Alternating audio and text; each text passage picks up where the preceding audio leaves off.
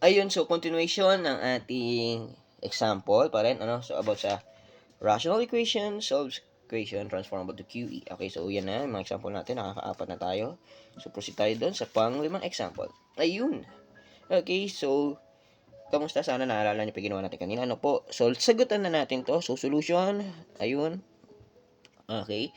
So, same process. Cross lang natin. Okay, pakitan natin kung ano yung pinag-multiply natin. So, una yung x. Ayun. Tapos yung x minus 2. Yun yung kakross niya. Equals. Okay po. So, next naman is this. Okay, so we have negative 7. Okay, nilalagyan natin parenthesis ano, para ma-identify natin. So, siya x minus 2 yung kakross niya. Okay, so what will be the next? Okay, so next natin, distributive property. Tulad ng ginawa natin, so x times x, alam nyo na yan, x squared. Okay, x times negative 2. Okay, so negative 2x equals, kabila naman, negative 7 times x, so that is negative 7x.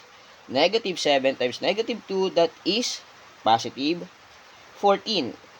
Okay, so what will be the next step? Combining like terms or gawin natin siya in one side. Okay, to make our general form. Okay, so x squared, lipat natin lahat dito sa kabila. Okay, so negative 2x. Okay po. So, negative 7x, ililipat natin. Tandaan nyo, kapag tumatawid yan lagi sa equal sign, mapapalitan ang sign niya. Okay, so from negative 7, magiging ano siya? Very good, positive 7x. So, yung positive 14, okay, pag nilipat natin siya, okay po, so what will happen?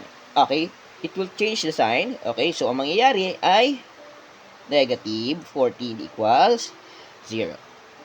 Okay, so simplify natin. We have x squared, wala naman siya kaparehas, ano? So, like terms tayo. Negative 2 plus 7. So, sinabi na natin kanina, kapag magkaiba ang kanilang sign, na ginagawa? Subtract. So, negative 2 plus 7. So, we have 5x. Anong sign gagamitin natin? Very good. Yung positive kasi yun yung mas mataas. Minus 14 equals 0.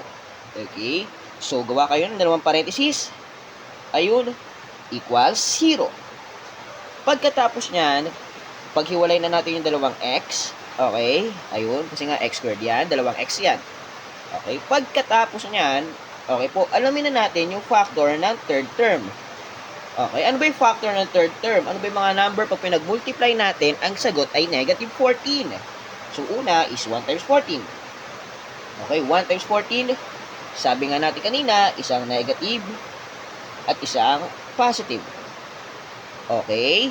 Next, 7 times 2. 7 times 2, isang negative, isang positive. Okay, meron pa bang factor si 14 bukod dyan sa dalawang yan? Sa tingin ko ay wala na. Okay, so, okay, pag multiply mo yung apat na yan, ang sagot niyan lahat ay negative 14. Okay? So, ipag-add na natin. Negative 1 plus 14, that is 13. Okay, magkaibang sign, subtraction. So, positive. Mas mataas kasi si 14. Next, 1 minus 14. Okay, so subtraction pa rin tayo. Okay, but negative ang sign. Kasi mas mataas si negative 14. Unlike kay positive 1. Next, negative 7 plus 2. Okay, so magkaiba sign, subtraction.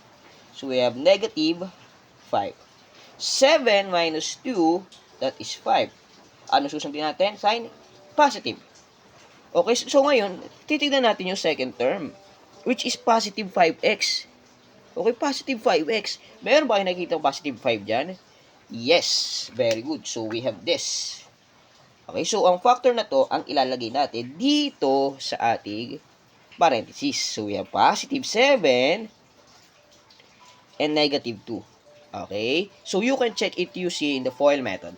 Okay po, then after that, GPP, so x plus 7 equals 0. Ayun, ito yan. Dilagyan natin ng 0.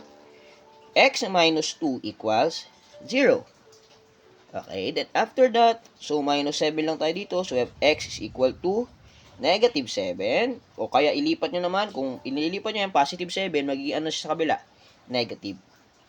Okay, then negative 2, ilipat sa kabila, magiging positive 2. Okay, so that's it. Thank you for watching.